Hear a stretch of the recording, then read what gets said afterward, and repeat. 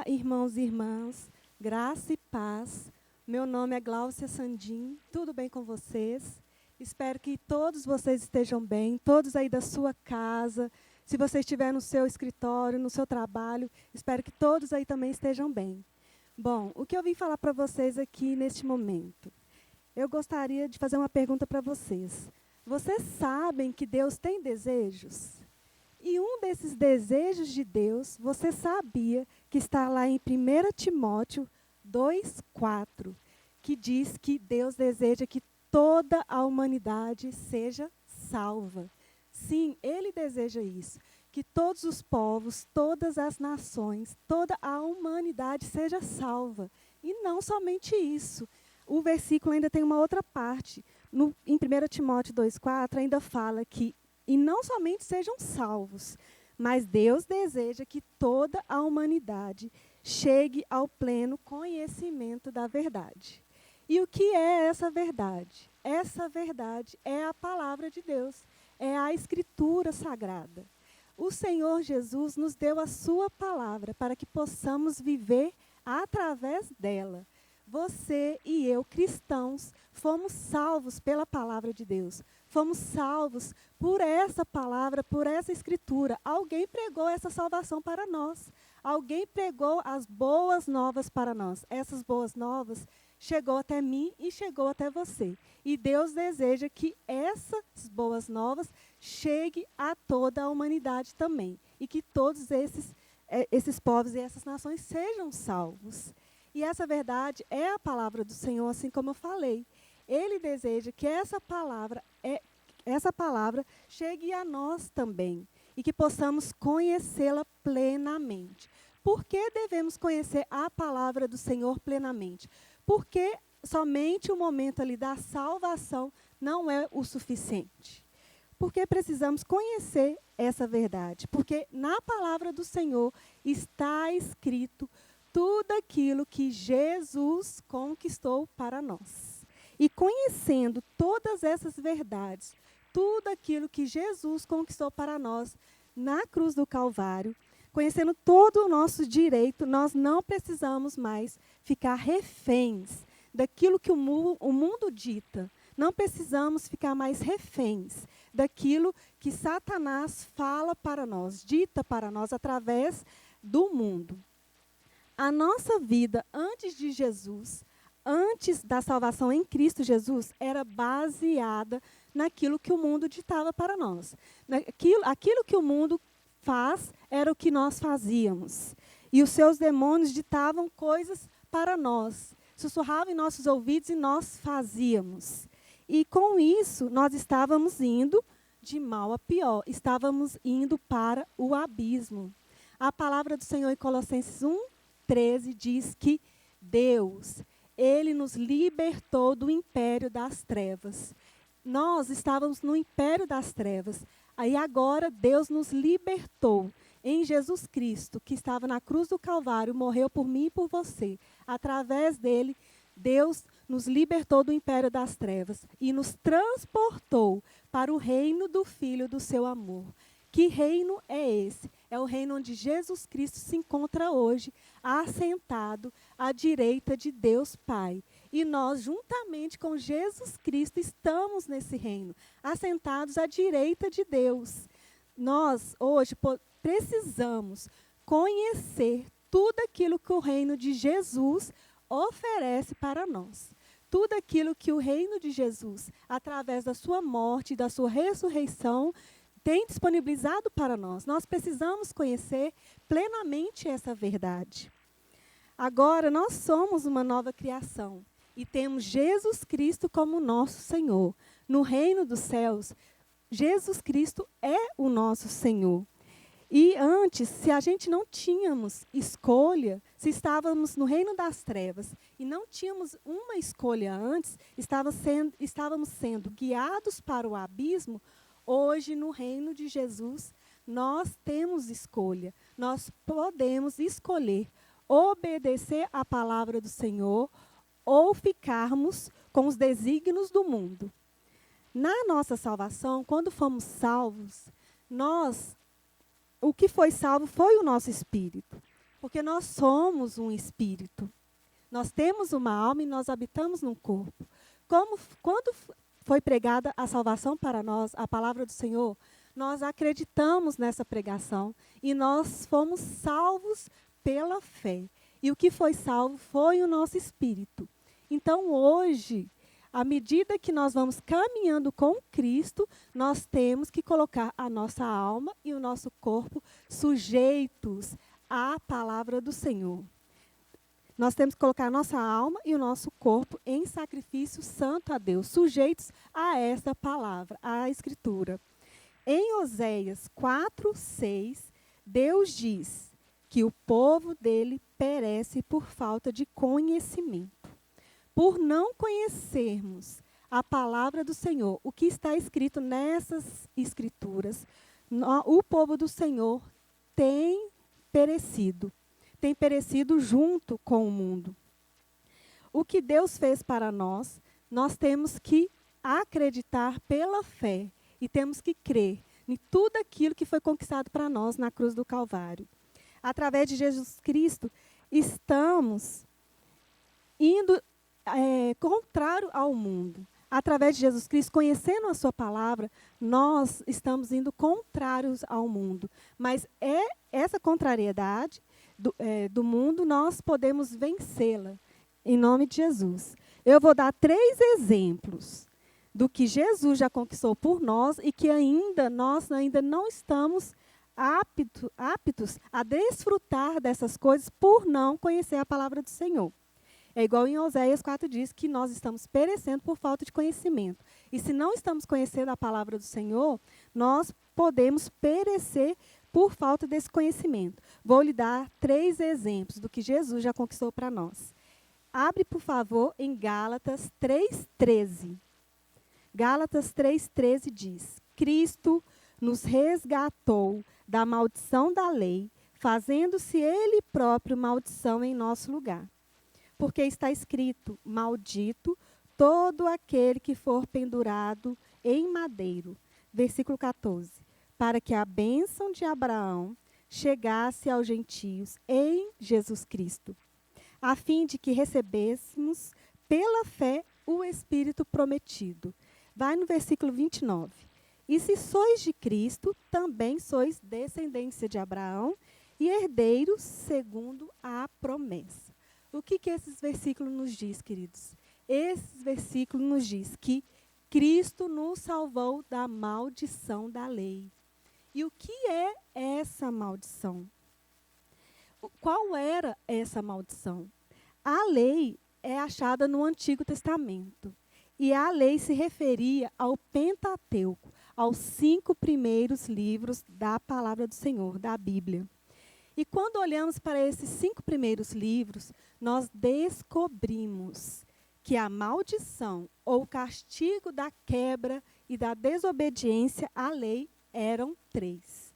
Ou seja, a miséria, enfermidade e a segunda morte.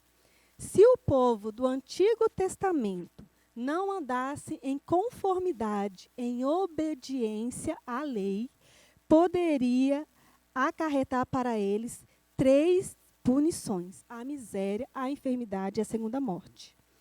Hoje em dia, neste século que estamos vivendo, ainda existe miséria, ainda existe enfermidade e ainda existe a segunda morte? Sim, existe. Mas a questão é que não deveria existir no mundo em que os cristãos vivem, não deveria existir no meio dos cristãos essas 3 questões. Nós lemos ali em Gálatas 3:13 e 14, que nós fomos resgatados, fomos libertos dessas maldições. Nós fomos libertos da miséria, nós fomos libertos da enfermidade, nós fomos libertos dessa segunda morte. E isso não deveria ocorrer conosco mais. Essas 3 coisas deveriam estar bem longe de nós, deveriam correr de nós e não correr para nós. Cristo, na cruz, ele se fez miséria por nós. Ele se fez enfermidade em nosso lugar. Cristo se fez morte em nosso lugar. Ele sofreu tudo isso para que hoje, possamos não sofrer mais essas consequências e viver em plenitude de dias. Deus deseja que nós venhamos conhecer essa verdade, para que hoje venhamos viver em plenitude dos dias, em plenitude de todos os dias que a nossa jornada se propõe. Nós devemos conhecer essa palavra para viver uma vida digna de ser chamados filhos do Senhor.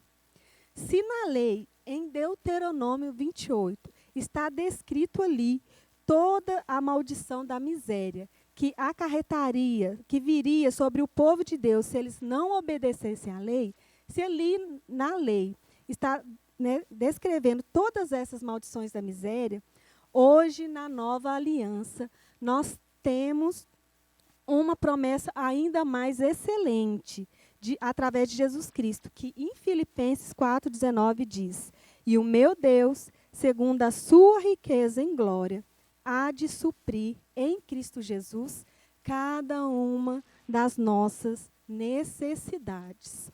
Hoje nós temos essa promessa. Nós não precisamos olhar mais para a lei. Hoje nós temos uma promessa ainda mais excelente através de Jesus Cristo. Deus, ele supre cada uma das nossas necessidades. A promessa é de suprimento de necessidades. Não podemos confundir essa promessa com a promessa de se tornar milionário. Claro que Deus nos dá recursos à medida das nossas necessidades. Nós podemos ficar milionários, podemos ficar ricos, sim. Mas não é pecado. Mas se você ou eu tivermos uma necessidade e um propósito a cumprir com esse dinheiro.